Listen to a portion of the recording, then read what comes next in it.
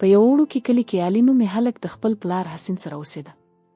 د رمضان میاشت راتلونکې وه او علي پرېکړه وکړه چې سږ کال به په خپل وړوکي دوکان کې خلکو ته د رمضان سامان وپلوري. علي هر سهار بازار ته ځي، تازه هندواڼې، خرماوي او نور اړین توکي راوړي.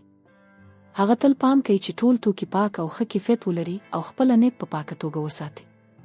کله چې هغه دوکان خلاصوي نو هر پیرودونکي ته په مسکا سلام وایي او د هغوی اړتیاو مطابق توکي ورکوي.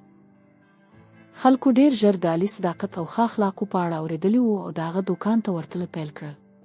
په یوه بله برخه کې د کلي یو بل هلک اوسېده چې نوم یې فرید و. هغه د خپل پلار سره اوسېده، خو فرید بد اخلاق او بدمیز هلک و. هغه هیڅکله په رښتیني ډول کار نه کاوه، تل د خلکو دوکه کول او چور کول یې خوښ و. فرید د خلکو د کروندګرو له ځمکو تربوزونه او نور میوې غلا کول او بیا یې په خپل دوکان کې خرڅول. کله کله د هغه پلار ورته لارښوونه کوله چې بزویه لاړ شه تربوزونه غلا کړه او په دوکان کې وپلوره. فرید دا لارښوونه ډېره خوښه کړه. هغه په خندا وویل سمه ده بابا جان، لومړی به د ګده ګاډۍ چور کوم او بیا به پکې تربوزونه واچوم او چور یې وپلورم. دوی په ګډه ډېر خوشحال شول او ډېر دوکه یې وکړه. خو ډېر ژر د فرید بد اخلاقي او بدتمیزي پای ته ورسېده. د هغه دوکان د خلکو له نارضایتي ډک شو او په کلي کې د خلکو باور له لاسه ورکړ. فرید خپل بد اخلاق او دوکه کار ته دوام ورکړ، خو ډېر ژر یې پایله ولیده. د هغه دوکان د خلکو له نارضایتي ډک شو او ډېر لږ کسان یې توکي اخیستل. خلک د هغه بدتمیزي او دوکې نه ستړي شوي وو. په همدې حال کې علي خپل کار ته وفادار پاتې شو. هغه د خپل صداقت، پاک نیت او ښه اخلاقو له لارې د کلي د ټولو خلکو مینه او باور ترلاسه کړ. د علي دوکان تل د پیرودونکو نه ډک و او خلک یې د ژوند مثال ګڼل. فرید ډېر غصه شو. هغه د علي دوکان ته ورغی او په غصه وویل تاسې ډېر ښه سړی یاست. ستاسو دوکان د خلکو باور او مینه ترلاسه کړې، خو زموږ ټول چور او دوکه ناکامه شو. علي یوازې په موسکا ځواب ورکړ او د خپل کار په خلوص ادامه ورکړه. هغه پوهېده چې رښتینولي، ښه نیت او خدمت تل بریا راوړي او د خلکو باور د هر ډول دوکې نه غوره دی. په څو ورځو کې د علي صداقت، ښه اخلاق او پاک نیت هغه ته ډېر شتمني راوړه. هغه یوازې د پیسو لپاره کار نه کاوه، بلکې د خلکو خدمت یې خپل لومړیتوب ګڼل.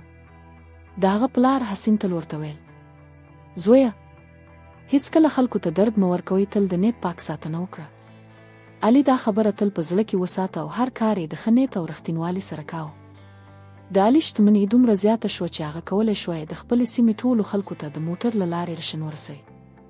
هغه هرې کورنۍ ته اړتیا ته په کتو سره مرسته وکړه، د غریبو لپاره وړیا خوراکي توکي، د کلي ماشومانو لپاره تازه میوې او د بېوزلو لپاره نور ضروري سامانونه. خلک د علي د سخاوت او مهربانۍ شاهد شول او هر یو یې د هغه دعاګانې او د زړه له کومې شکر ادا کول پیل کړل. علي د خلکو د دعاو او خوښیو له امله تل بریالی و. د هغه ژوند د خلکو خدمت، د نیک نیت کارونه او د صداقت له امله ډک شو. خلک نه یوازې هغه ته درناوی کاوه، بلکې د هغه مثال د کلي د نورو ځوانانو لپاره هم الهام ګرځېد. هره ورځ د علي دوکان نه یوازې د سوداګرۍ ځای و، بلکې د مینې، احترام او صداقت یو ځای و چې ټول کلي ته خوشحالي او سوکالي. یو ورځ فرید کور ته راغی او ولیدل چې د هغه پلار ناروغ دی او حالت یې ډېر خراب دی. فرید ډېر خپه او پریشان شو، ځکه چې هغه پوهېده چې دا د هغه بد کارونو پایله ده.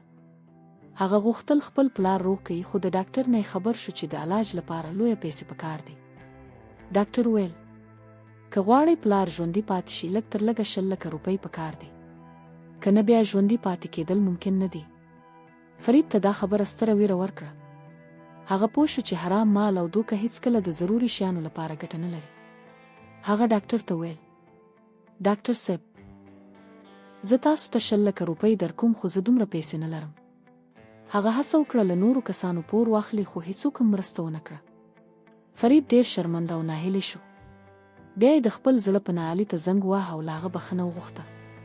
علي چې تل د پاک نیت او مهربانۍ مثال و، د فرید حالت واورېد او د هغه سره یې مرسته وکړه. علي فرید ته 15 لکه روپۍ ورکړې ترڅو د هغه پلار د علاج لپاره وکارول شي.